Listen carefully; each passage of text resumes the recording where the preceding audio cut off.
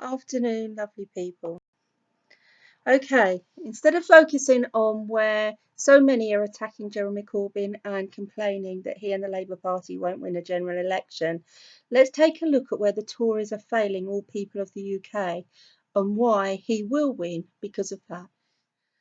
For a start, we have the issues right now on the grammar schools, which, according to Willits, benefit rich families at expense of social mobility intervention, as this signals the strength of the Tory opposition to proposals made by Theresa May to open doors to new selective schools in England as early as Conservatives' autumn conference.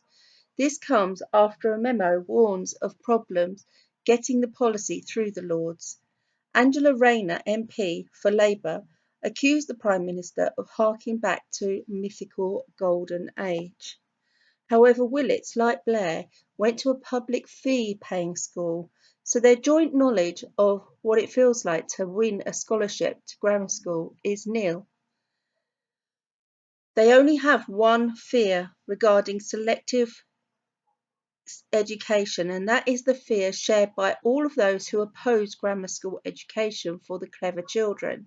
Their fear is that the clever children will be visible. That is the root of all opposition. Nobody opposed to grammar schools as a device for elevating children from modest backgrounds into the professional class for centuries. Opposition only began to gather pace in the 60s, where we could quite see clearly that the certain sections of society were hardly ever represented, and I don't mean children from poor families either.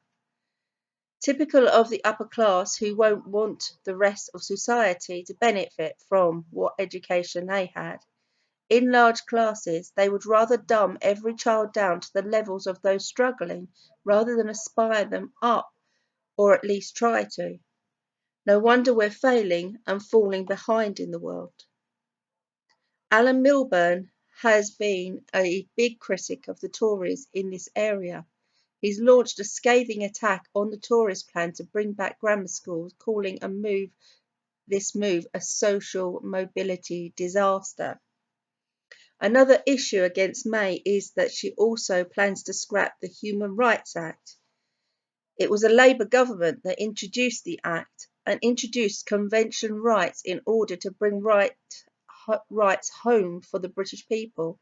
And as Richard Bergen, the new social Shadow Justice Secretary, a favourite person of mine, of whom I can see a really bright future and of whom fully supports Jeremy Corbyn right now, has said that he can't stand by whilst the new Secretary of Justice, Liz Truss, threatens to take Britain backwards.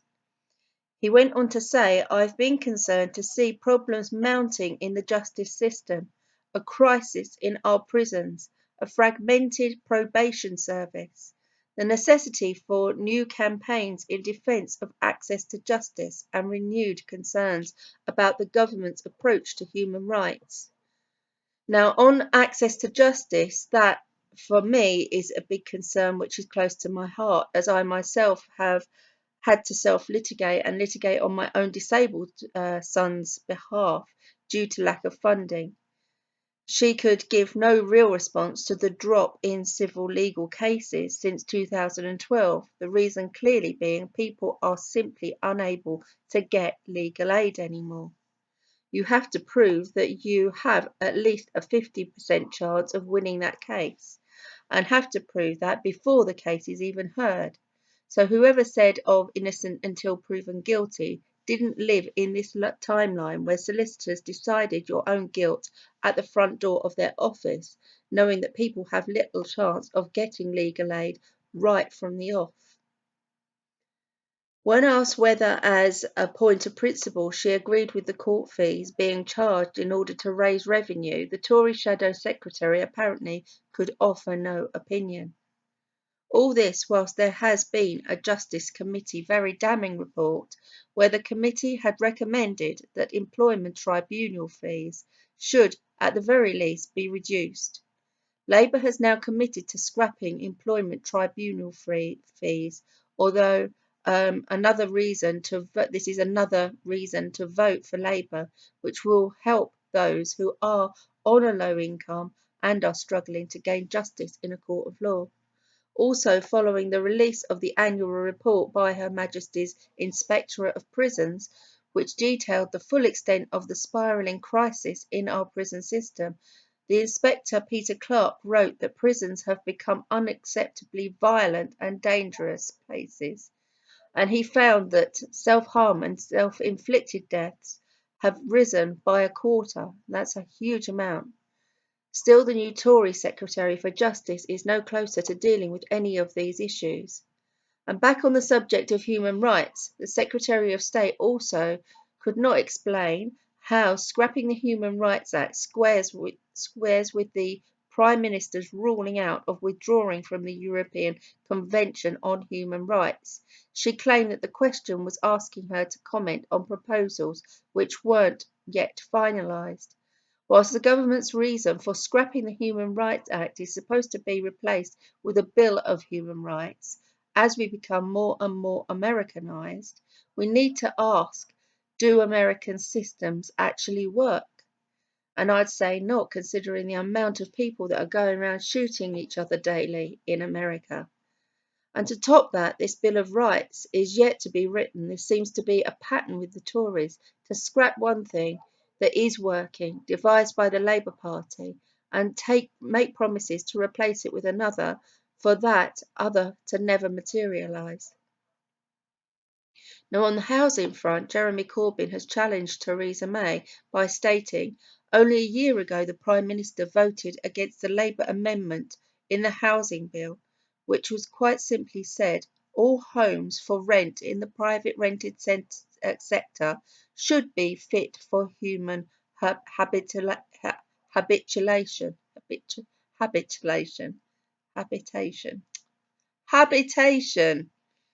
I'm going to leave that. As Prime Minister's question, he asked the Prime Minister, when will she intervene in the housing crisis and stand up for tenants? The Prime Minister could be seen quite clearly shaking her head as if this were not so. But the fact remains that she did. And here again we see another lying, deceptive Prime Minister deny her own actions, just as Blair had denied his own responsibilities. And sadly, we don't teach our children to take responsibility for their own actions. We tend to teach that it is good to use others to climb the ladder of success where others are above. We teach that it's fine to pull those who are winning down so we can be successful, and we reward that success. And where we talk about misogyny and sexuality, those in top jobs that we would want our children to emulate seem to teach their own ego-minded version of how life an individual should live. Back in 2012, Mr. Cameron replied to a typically lively question from Mr. Skinner by saying, I often say to my children, no need to go to the National History Museum to see a dinosaur. Come to the House of Commons at about 12:30. This was in response to a Dennis Skinner, the second oldest MP in the House of Commons, now aged 83. Why would you teach your children to mock the elderly this way? What does this teach them? As a mother with a disabled son of 27 who functions mentally at age 7 years and below, I'm often shocked by the terrible way which people presume so much about a young man who is nothing more than a gentle giant. Someone who could be no less of a danger to anyone than a child of 7 and younger. But where there is so much ignorance within those who ignorance with those who are there to run our country and impose laws upon us, thus running our lives, we must question, what do these people get paid for? Where they do not take any responsibility or even self-regulate themselves. In the case of David Cameron on this one, he was forced to apologise, but he later went on to say to Dennis Skinner in another debate where Skinner attacked Mr. Cameron for failing to have claimed state aid from the European Union, to save miners hit by the closure of Doncaster's Hatfield Colliery, one of Britain's 3 remaining deep coal mines. The Beast of Bolsover, as he had nicknamed, claimed the Tory leader, masqueraded as workers' champion during the general election campaign. But Mr Cameron hit back, saying the government had offered a 20 million to the colliery's owners before making fun of Mr Skinner's age.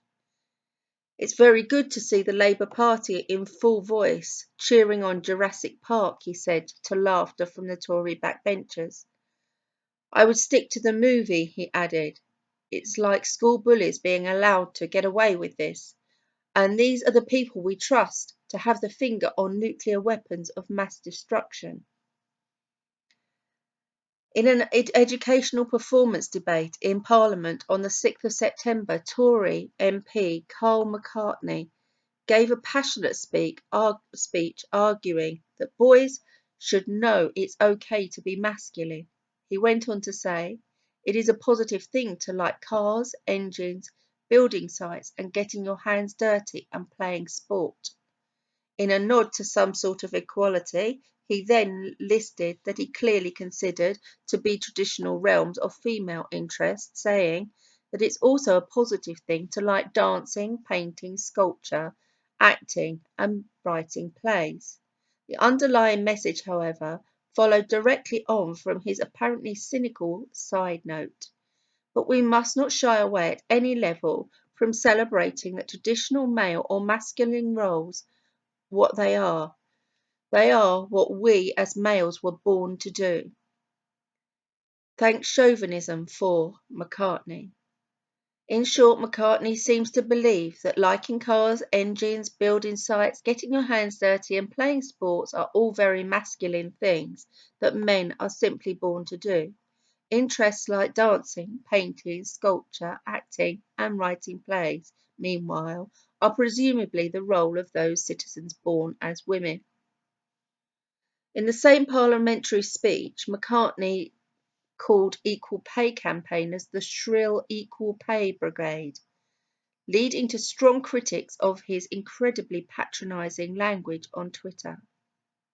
Richard Benyon, member of the Parliament for Newbury, had said in regards to disabled people, some bunch of charmers have decided to disrupt millions of Londoners by sitting down on Westminster Bridge. Now, there was a lot of people in their wheelchairs on Westminster Bridge that day. And another thing that's noticeable is there is a lot of pro-women, anti-misogynistic stuff going on right now within the party, and I've mentioned it myself. As it is noticeable that one particular individual has misogynistic views and where they express those, and as we know, there is a lot of pro-men groups too, such as Fathers for Justice. I think that we have to be careful where we hold our placards and banners up and shout, I'm pro this and I'm pro that, because these things can become extreme, where pro-women groups become anti-men groups and pro-fathers groups become anti-fathers groups. Anti-mothers groups. There shouldn't be this rights or that rights. It should be human rights, people's rights, humanity's rights. There is no discrimination there, but all these groups separating themselves from each other do battle, and it causes men to fight against women, women against men, mothers against fathers, fathers against mothers, and it is this that breaks up families.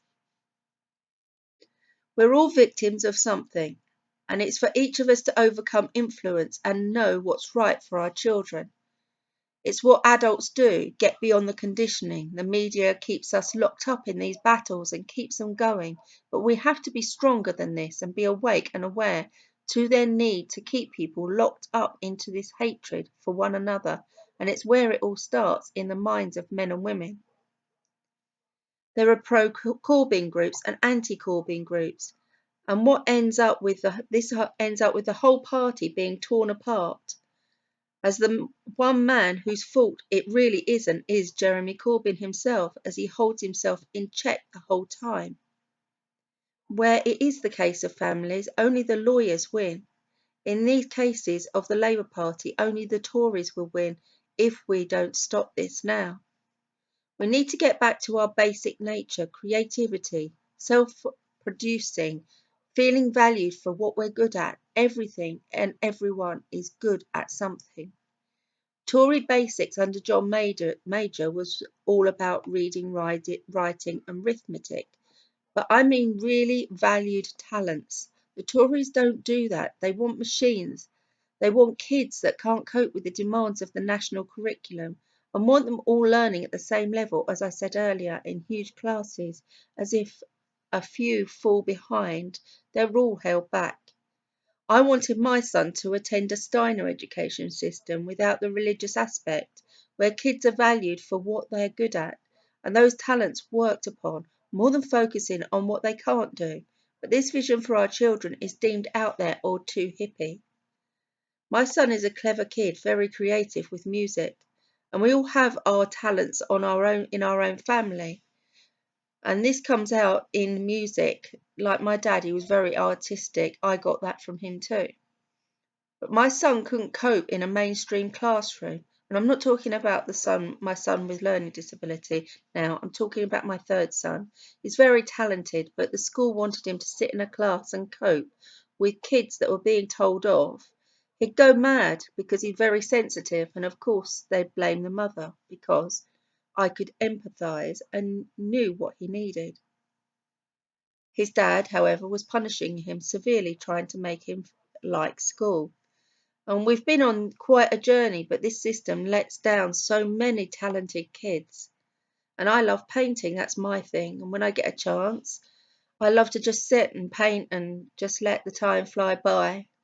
Having a disabled son takes a lot of my time, and volunteering, I'm thinking about giving that a break for a while because life has been too much of a battle. Consumerism is a drug the media pushes, and so too are the stories that causes you to go buy papers and their stories along with them, however damaging they may be. Labour MPs are currently furious after Jeremy Corbyn has suggested that Britain should quit EU single market membership. Jeremy Corbyn has hit out on what he said were disadvantages of a single market membership. As Labour MPs erupted into fury after Jeremy Corbyn suggested Britain should give up its membership of the EU single market, Jeremy Corbyn has accused Brussels of pushing privatisation and deregulation in business and said many EU rules should be ditched by Britain after Brexit. But Brussels chiefs have made it clear that doing so would mean the end of our single market membership, potentially hitting the British economy hard. What MPs don't get, though, is it isn't Jeremy Corbyn's place to deliver Brexit. That is Theresa May's government that should be doing that right now, since it was under their watch that we, the people of the UK, voted for it. These MPs need to stop scapegoating Jeremy because we are looking at 2020 before he'll be in power. And so Brexit should by then be underway anyway, and we should embrace it. As Jeremy Corbyn is doing, he used a speech in the House of Commons in Britain's post-Brexit future to attack Europe's free market dogma. I urge the British Prime Minister to stand with me against the use of Britain's aid and the trade policies to further the agenda of deregulation and privatisation, he said. All of this while slippery Theresa May refuses to say what Brexit means after insisting that it means Brexit. In a statement, Mr Corbyn insisted that he does want full access to the single market, but made clear that he would not sign up for the rules which permit it. In particular, he slammed the EU state aid laws which stop countries favouring their own industries when handing out contracts, and the EU's drive to privatise services like the NHS. He alone seems to be on the ball about this, and as he said in a Remain vote, that would mean things would have to change dramatically, even though he did campaign for Remain. We will be pressing for further access to the European single market for goods and services as part of those negotiations, Mr. Corbyn said. But there are directives and obligations linked to the single market, such as state aid rules and requirements to liberalise and privatise public services, which we would not want to see as part of post-Brexit relationships. Brussels' chief has made it clear that full membership of the single market is dependent on signing up for all EU rules, including key issues such as state aid. Asked directly if Mr. Corbyn therefore wants to abandon membership, his spokesperson replied, "We want access to the single market, we want access in goods and services, but we don't want the continuation of those kinds of requirements as part of a package." On this, Theresa May and Jeremy Corbyn both agree. Miss May says that it's not the official government's position, but she refused several times to say if she wants to keep Britain in the single market. In my opinion, the people are asked and the people spoke, and Jeremy Corbyn hears and responds. He is closer to the voters than the MPs, and he's not afraid to speak up, unlike the Prime Minister, who continuously dodged questions on a variety of subjects. Here are some of the questions Miss May dodged, laid out in a full alongside her answers. The single market. Angus Robertson said, does she want the UK to remain fully within the European single market? Theresa May did not say whether she wanted the UK to remain in the single market. What I want for the UK is that we put into practice the vote that was taken by the people of the United Kingdom to leave the European Union, that we get the right deal for trade in goods and services with the European Union in the new relationship that we will be building with it, and that we will introduce control over the movement of people from the European Union into the United Kingdom, she said.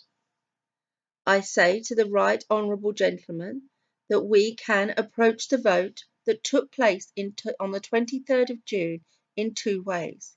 We could try to row back on it, have a second referendum, and say that we did not really believe it, but actually we are respecting the views of the British people.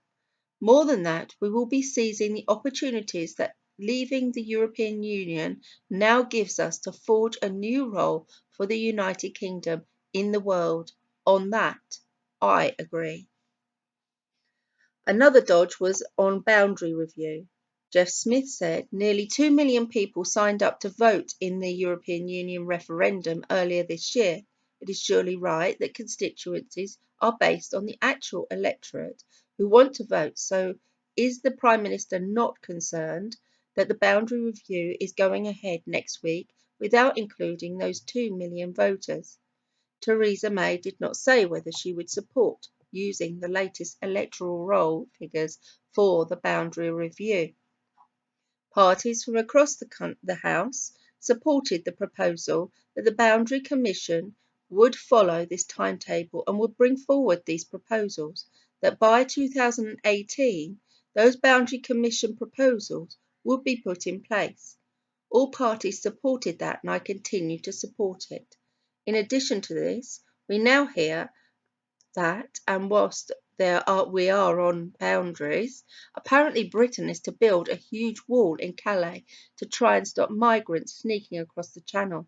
UK taxpayers will apparently foot the bill of 2 million for the barrier stretching nearly a mile across the main motorway to the port. Construction will soon start, and ministers announced yesterday that the 13-foot concrete wall will replace fencing that has failed to stop stowaways targeting lorries.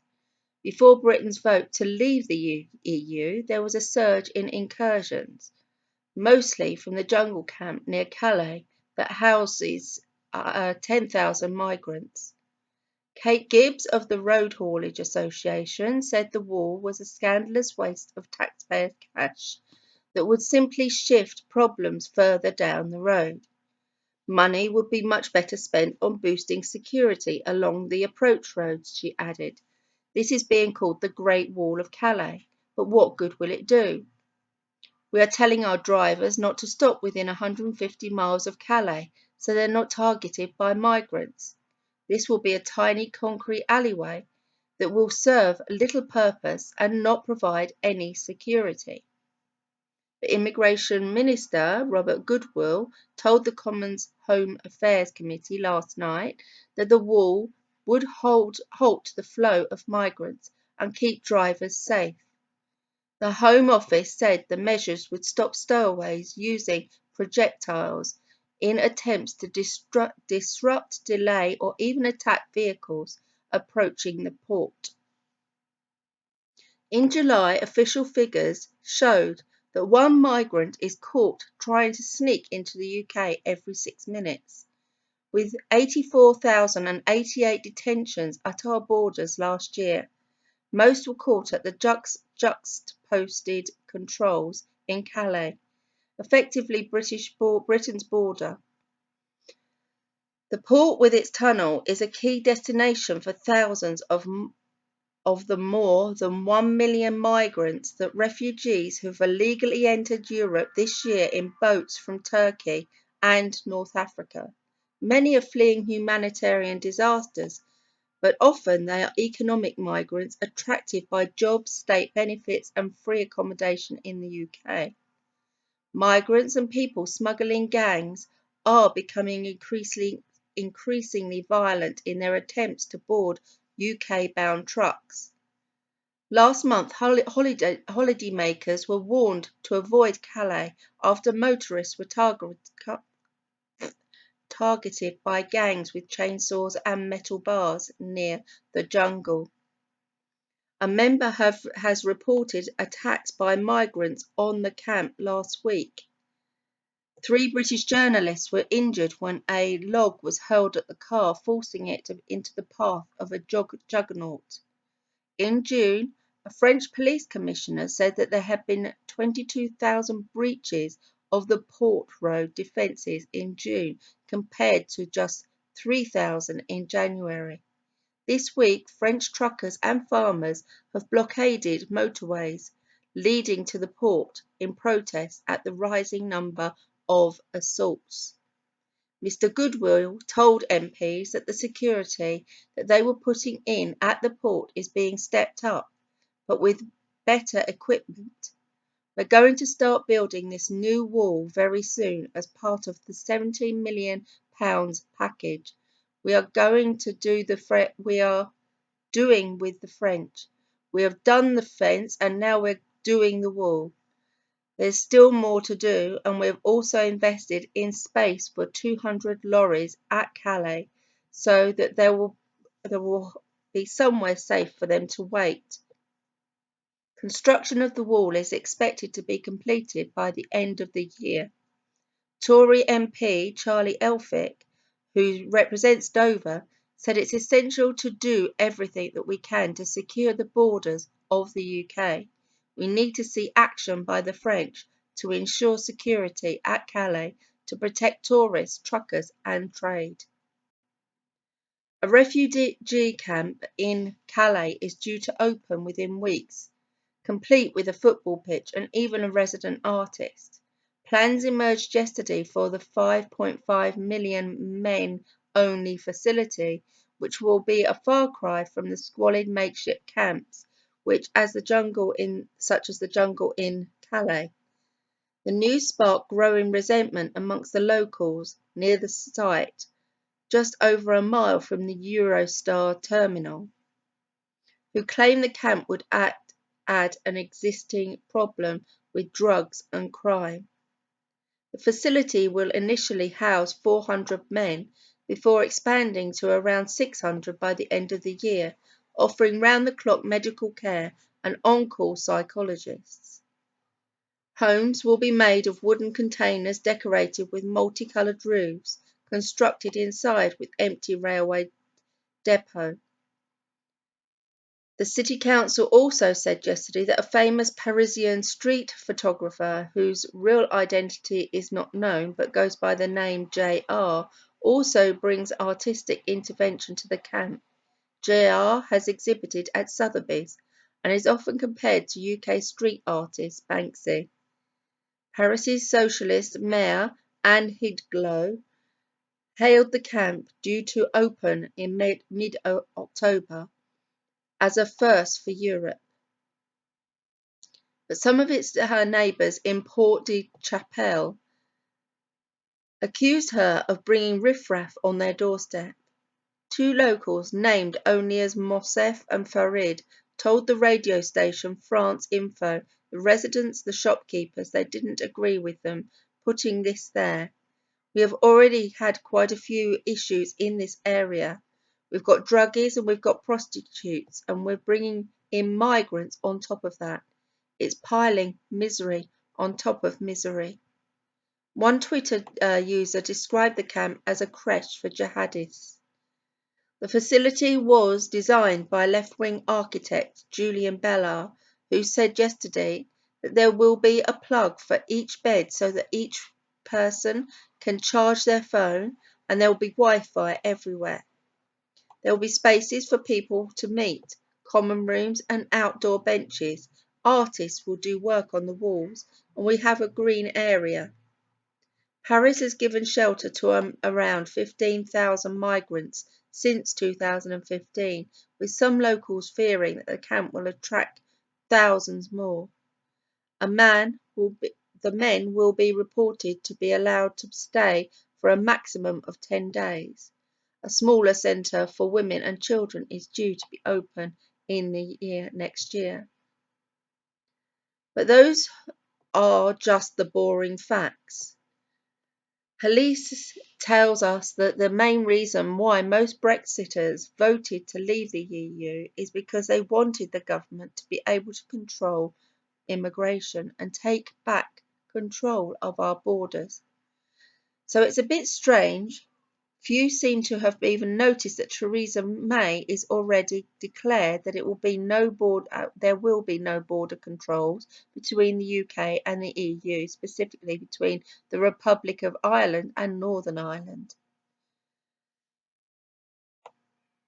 Anyway, this all goes on, and of course it is always going to be possible that May is lying about the open borders, and she's fully intended in putting in place border guards and strict passport checks and customs and controls along the Northern Ireland border. But the problem is, if that's the case, May would have to build some kind of Trump-style wall there as well.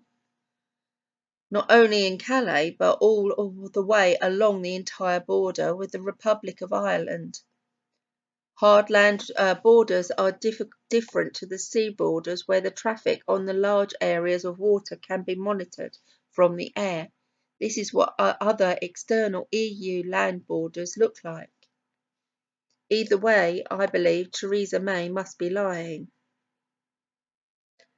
The other thing is also the duelling at A2 in Dover. Charlie Elphicke asked, will she support my campaign to make sure that we get better infrastructure on the Channel ports, stating that lorry parks and the car park on the M20 duelling the A2 and getting some proper motorways to Dover.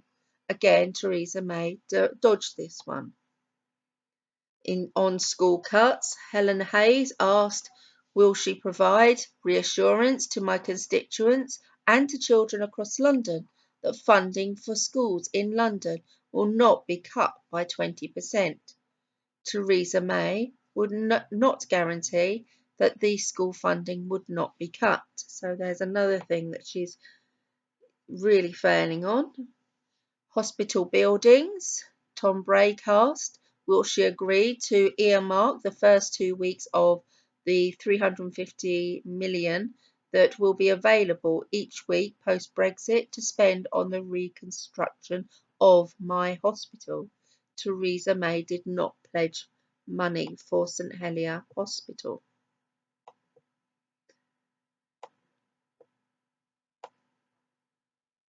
On dangerous driving law, Jim Dowd asked, is the Prime Minister aware of the widespread public concern that the law on causing death by dangerous driving is wholly inadequate? Will she undertake a review of both its sustainability and its applicability as the courts implement it?